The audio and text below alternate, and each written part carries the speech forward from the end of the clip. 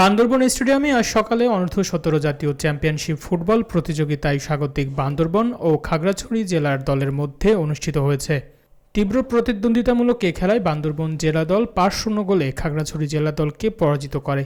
খেলার প্রথমার্ধে গোলশূন্যভাবে শেষ হয়। দ্বিতীয়ার্ধে বান্দরবন দলের ১০ নং জার্সি পরিহিত খেলোয়াড় জোজো মারমা ২টি গোল করেন।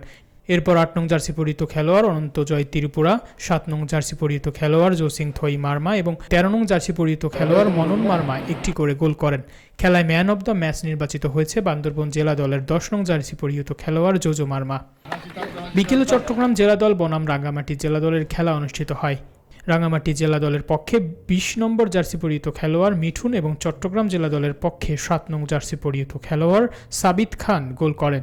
প্রথমার্ধে গোলশূন্যভাবে শেষ হয়। দ্বিতীয়ার্ধে খেলার দুই দলের মধ্যে চরম উত্তেজনা সৃষ্টি করে। এক পর্যায়ে রেফারির সঙ্গে দলের ১৭ নং জার্সি পরিহিত খেলোয়াড় আবু রাহানকে লাল কার্ড প্রদর্শন করলে উত্তেজনা চরম আকার ধারণ করে।